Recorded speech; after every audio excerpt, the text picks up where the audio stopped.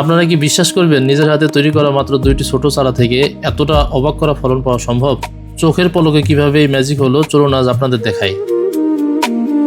এই যে ছোট দুটো পেঁপে চারা দেখছেন, এইগুলো কিন্তু বাজার থেকে কেনা নয়, বীজ থেকে জার্মিনেশন করে এই চারাগুলো তৈরি করেছি। আজ চারা দুটো মাটিতে লাগাচ্ছি, মনে একটা অন্যরকম উত্তেজনা কাজ করছে। ভাবলাম আমার এই ছোট্ট উদ্যোগের ফলাফল কেমন হয় সেটা আপনাদের সাথে শেয়ার করি।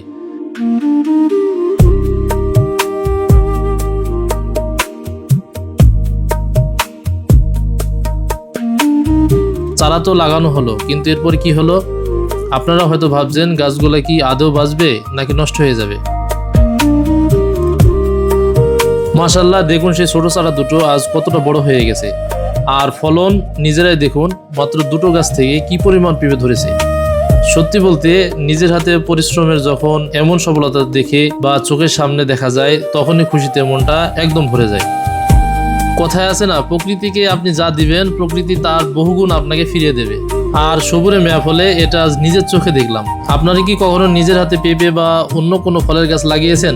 আপনাদের গাছ কেমন ফলন হয়েছে কমেন্টে অবশ্যই জানাবেন। ভিডিওটি ভালো লাগলে একটি লাইক দিন, বন্ধুদের সাথে শেয়ার করুন। আর এমন সুন্দর সুন্দর ভিডিও আরো দেখতে চাইলে পেজটি ফলো এবং চ্যানেলটি সাবস্ক্রাইব করে পাশে থাকুন। সবাই ভালো থাকুন, সুস্থ থাকুন, আল্লাহ হাফিজ।